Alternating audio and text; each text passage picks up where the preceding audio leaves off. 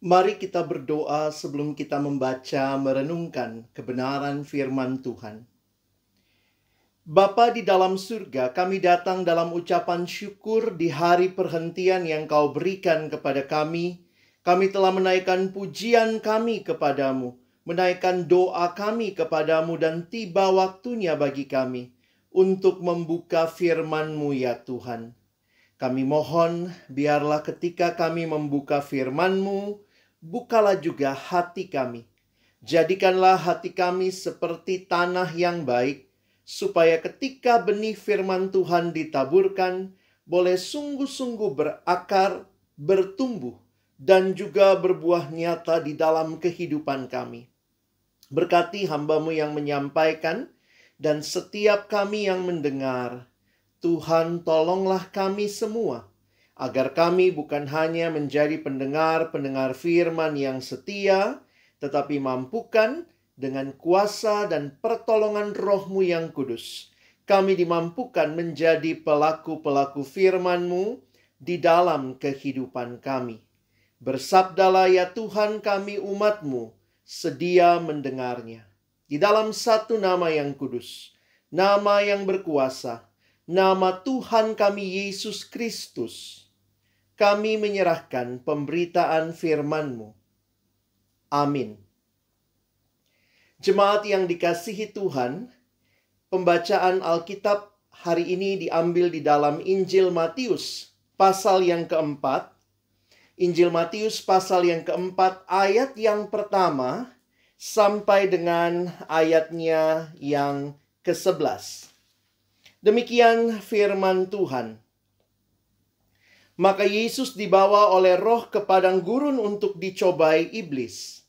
Dan setelah berpuasa 40 hari dan 40 malam, akhirnya laparlah Yesus. Lalu datanglah si pencoba itu dan berkata kepadanya, "Jika engkau anak Allah, perintahkanlah supaya batu-batu ini menjadi roti." Tetapi Yesus menjawab, "Ada tertulis, manusia hidup bukan dari roti saja, tetapi dari setiap firman yang keluar dari mulut Allah." Kemudian iblis membawanya ke kota suci dan menempatkan dia di bubungan bait Allah. Lalu berkata kepadanya, "Jika engkau anak Allah, jatuhkanlah dirimu ke bawah, sebab ada tertulis, mengenai engkau ia akan memerintahkan malaikat-malaikatnya, dan mereka akan menatang engkau di atas tangannya, supaya kakimu jangan terantuk kepada batu." Yesus berkata kepadanya, "Ada pula tertulis, janganlah engkau mencobai Tuhan Allahmu." Dan iblis membawanya pula ke atas gunung yang sangat tinggi, dan memperlihatkan kepadanya semua kerajaan dunia dengan kemegahannya, dan berkata kepadanya, "Semua itu akan kuberikan kepadamu, jika engkau sujud menyembah aku." Maka berkatalah Yesus kepadanya, "Enyahlah iblis, sebab ada tertulis, engkau harus menyembah Tuhan Allahmu, dan hanya kepada Dia sajalah engkau berbakti." Lalu iblis meninggalkan dia, dan lihatlah, malaikat-malaikat datang melayani Yesus. Sedemikian jauh pembacaan Alkitab. Berbahagialah kita yang bukan hanya membacanya, tetapi juga merenungkannya, melakukan dalam hidup kita, dan bahkan membagikannya. Jemaat yang dikasihi dalam Tuhan Yesus Kristus, tema yang kita renungkan pada hari Minggu ini adalah ketaatan pada pimpinan Roh. Apa yang kita pelajari di dalam Injil Matius pasal yang keempat ini? Di dalam konteksnya kita melihat bahwa baru saja di bagian sebelumnya Yesus dibaptis oleh Yohanes. Di dalam Matius pasal yang ketiga ayat yang ke-16. Sesudah dibaptis, Yesus segera keluar dari air, Dan pada waktu itu juga langit terbuka dan ia melihat Roh Allah seperti burung merpati turun ke atasnya. Lalu terdengarlah suara dari sorga yang mengatakan, "Inilah anakku yang kukasihi, kepadanyalah aku berkenan." Bagian ini meneguhkan tentang siapa Yesus. Dialah anak Allah yang kepadanya Allah berkenan. Bagian yang kita baca di dalam Matius pasal yang keempat, yang oleh Lembaga Alkitab Indonesia diberi judul Pencobaan di Padang Gurun, menjadi satu hal yang menarik untuk kita perhatikan. Tentunya kita menyadari bahwa pencobaan yang dialami Yesus sangat berbeda dengan apa yang kita alami. Karena saudara dan saya bukanlah juru selamat.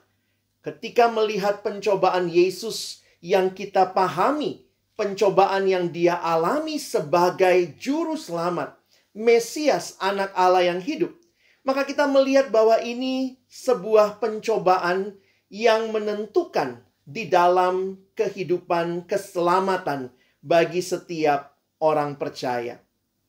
Kita hanya bisa merefleksikan pencobaan ini di dalam konteks kehidupan kita sebagai sebuah peristiwa yang menolong kita waspada kepada berbagai godaan dan pencobaan yang ada di sekitar kita. Kalau kita memperhatikan apa yang dituliskan di pasal 4 ayat 1, maka Yesus dibawa oleh Roh ke padang gurun untuk dicobai iblis. Roh Kudus hadir dan menyertai Yesus dan bahkan memimpin Yesus untuk ke padang gurun dan dicobai iblis.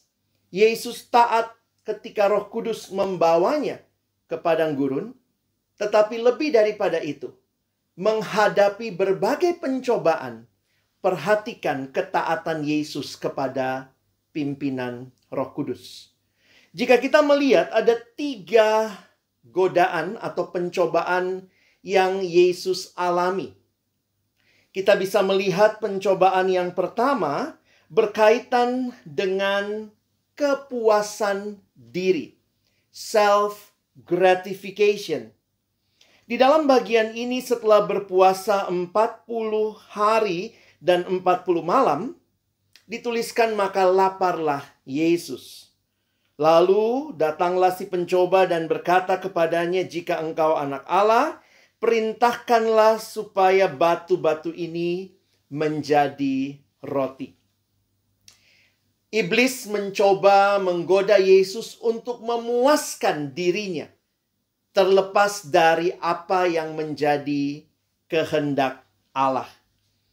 Namun di sini kita melihat dari jawaban yang Yesus sampaikan, bahwa Yesus menyerahkan kepuasannya sepenuhnya hanya kepada kebaikan Allah saja. Yesus berkata, manusia hidup bukan dari roti saja, tetapi dari setiap firman yang keluar dari mulut Allah. Godaan yang kedua adalah godaan berkaitan dengan keamanan diri. Dituliskan bagaimana iblis membawa dia ke kota suci, lalu menempatkannya di bubungan bait suci, bait Allah. Lalu berkata, "Jika engkau anak Allah, jatuhkanlah dirimu ke bawah, sebab ada tertulis, mengenai engkau ia akan memerintahkan malaikat-malaikatnya, dan mereka akan menatang engkau di atas tangannya, supaya kakimu jangan terantuk kepada batu." Saudara yang dikasihi Tuhan, keamanan diri menjadi satu isu yang diperhadapkan oleh iblis kepada Yesus. Iblis berkata, "Jika engkau anak Allah, jatuhkanlah dirimu ke bawah." Identitas Yesus kembali dipertanyakan, tetapi kemudian iblis juga memberikan janji, mengutip janji yang disampaikan. Mengenai engkau, ia akan memerintahkan malaikat-malaikatnya dan mereka akan menatang engkau di atas tangannya supaya kakimu jangan terantuk kepada batu. Dengan isu keamanan diri, iblis mengutip janji Allah, dan ini seolah-olah menjadi sesuatu yang layak diterima Yesus sebagai anak Allah. Dan kemudian kalau kita melihat Yesus berserah kepada Allah, Yesus tidak mengikuti apa yang iblis minta. Tetapi Yesus menikmati istirahat di dalam perlindungan Allah yang sempurna dan tidak tergoyahkan. Keamanan diri bukanlah segala-galanya, apalagi jika itu bukan kehendak Allah. Dan bagian yang terakhir di dalam pencobaan godaan yang Yesus alami berkaitan dengan meninggikan diri. Di sini dikatakan iblis membawanya pula ke gunung yang sangat tinggi dan memperlihatkan kepadanya semua kerajaan dunia dengan kemegahannya. Dan kemudian berkata, semuanya itu akan kuberikan kepadamu jika engkau sujud menyembah aku. Yesus menolak, karena bukan iblis yang harus ditinggikan dan dimuliakan, tetapi hanya Allah saja yang harus disembah. 3 isu godaan yang Yesus alami berkaitan dengan kepuasan diri, keamanan diri, dan juga meninggikan diri. Sekali lagi, pergumulan Yesus sama sekali berbeda dengan kita karena dia adalah juru selamat. Tetapi melalui apa yang menjadi tawaran iblis kepada Yesus, godaan yang diberikan iblis kepada Yesus, ini juga bisa menjadi refleksi bagi kita di tengah kehidupan kita yang sedang mengikut Yesus. Dan kita melihat bahwa juga iblis masih bekerja menggoda orang-orang yang percaya. Ini juga yang nampaknya ada di dalam spirit zaman ini. Semangat untuk menjadikan diri segala-galanya. Kalau kita perhatikan, self-gratification, kepuasan diri, menjadi satu tantangan di tengah-tengah kehidupan orang percaya saat ini. Ketika kita melihat apa yang Yesus sampaikan, maka pertanyaannya bagi kita, apakah kita memuaskan diri kita terlepas dari kehendak Allah? Atau bahkan kita seringkali tanpa sadar meminta Allah, berkati aku dengan apa yang aku mau. Dan belum tentu apa yang Tuhan mau. Yang membuat aku puas, tapi apakah itu memuliakan Tuhan? Saudara yang dikasihi Tuhan, mari kita waspada dengan semangat-semangat seperti ini yang ada di sekitar kita, dekat dengan kehidupan orang percaya. Di samping itu kita melihat keamanan diri menjadi segala-galanya.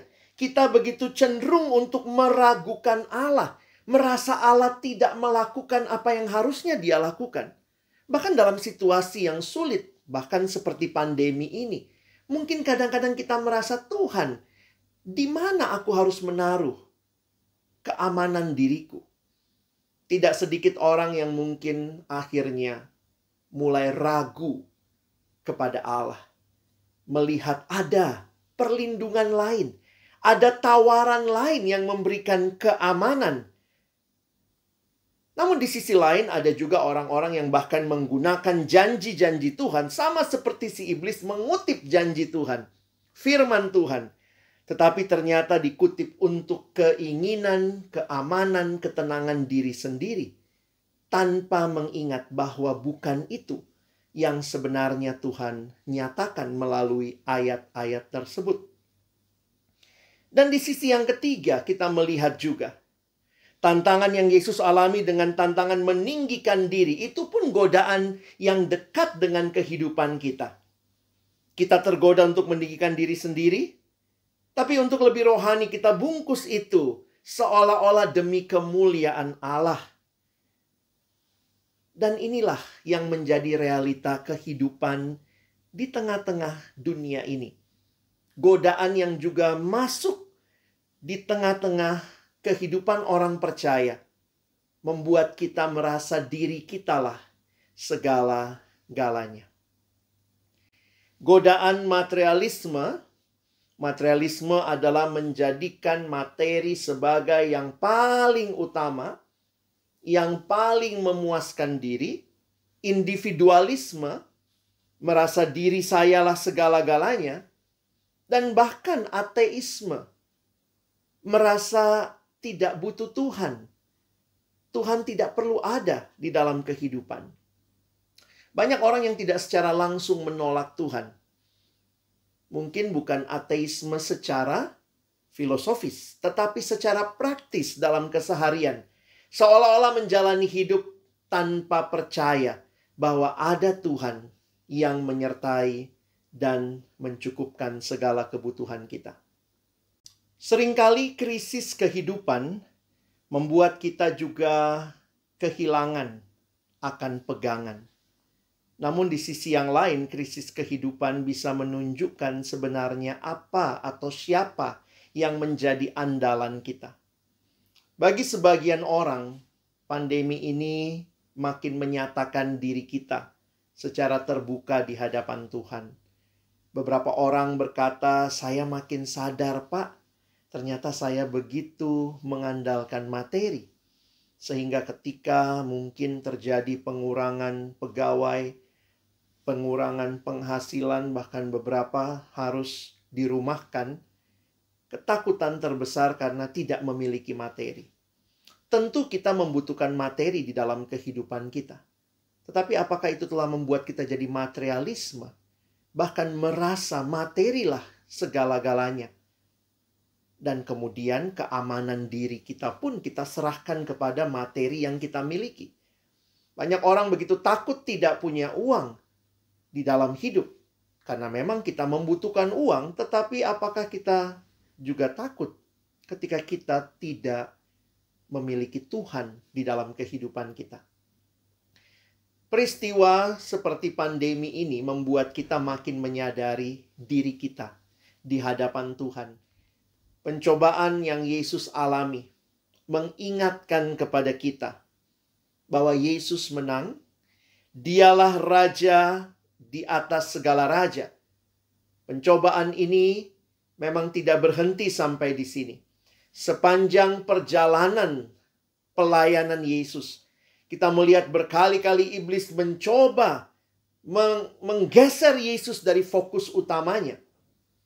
Tetapi sampai akhir, di salib itu puncaknya, Kristus memberikan kemenangan itu. Dosa dikalahkan, si iblis dikalahkan. Dan karena itu kita orang percaya boleh hidup di dalam kemenangan. Karena kita percaya kepada Kristus yang menang. Salib adalah jaminan kita. Setiap orang yang percaya kepada Kristus untuk boleh hidup dan berjalan di dalam kemenangan demi kemenangan. Bagaimana kita bisa berjalan di dalam kemenangan yang Tuhan berikan bagi kita? Ingatlah Tuhan memberikan kepada kita 3 hal. Yang pertama, ia memberikan Roh-Nya yang kudus, diam di hati setiap kita. Karena itu hiduplah taat dipimpin oleh Roh. Yang kedua, Tuhan memberikan firman-Nya yang bisa kita baca dan renungkan, yang menjadi pelita bagi kaki kita, terang bagi jalan kita di tengah-tengah dunia yang gelap ini. Melalui firman-Nya kita bisa waspada, melihat bahaya materialisme, bahaya meninggikan diri, bahaya merasa diri cukup dan merasa diri segala-galanya. Terus kita ingat bagaimana firman Tuhan itu yang terus mengarahkan seluruh hidup kita hanya kepada Tuhan. Dan yang ketiga, Tuhan memberikan komunitas. Saudara-saudara seiman yang mau berjalan bersama untuk hidup taat kepada Tuhan. Saya rindu kehidupan berjemaat kita. Meskipun di tengah pandemi seperti ini, marilah kita saling peduli satu sama lain. Marilah kita saling mendoakan, kita saling memperhatikan, Kita bahkan saling menasehati, saling menegur, supaya kita tetap berada di dalam jalan yang Tuhan kehendaki. Apakah di masa-masa seperti ini, ada saudara-saudara seiman kita yang mungkin sedang meragukan kasih Tuhan? Mari kita hadir, dan kita juga boleh menyemangati, menguatkan, meneguhkan mereka akan janji-janji Tuhan yang tidak berkesudahan dan tetap bisa kita percaya sampai hari ini. Atau mungkin di tengah-tengah situasi seperti ini kita melihat ada orang-orang yang menjadikan materi segala-galanya. Melihat orang pandemi malah mencari keuntungan bagi diri sendiri dan bahkan merugikan orang lain. Mari kita kemudian bisa juga hadir sebagai komunitas yang saling mengingatkan, saling menegur. Bahkan di tengah-tengah dunia yang sedang kehilangan kasih, pengharapan, kita boleh hadir menjadi komunitas yang saling membangun di dalam Tuhan. Saya rindu apa yang kita alami di tengah-tengah kehidupan ini. Kiranya menunjukkan bahwa kita mengikuti Kristus yang menang. Kita taat kepada pimpinan rohnya yang membawa kita di dalam hidup yang berkemenangan. Tuhan menolong kita bukan cuma jadi pendengar-pendengar firman yang setia, tapi kita boleh jadi pelaku-pelaku firman-Nya di dalam kehidupan kita. Mari kita berdoa. Tuhan, terima kasih buat firman-Mu.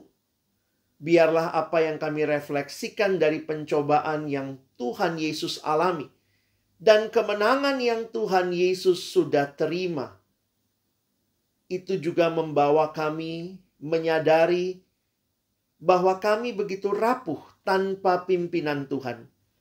Menyadari bahwa mungkin ada hal-hal yang begitu dekat dengan hidup kami.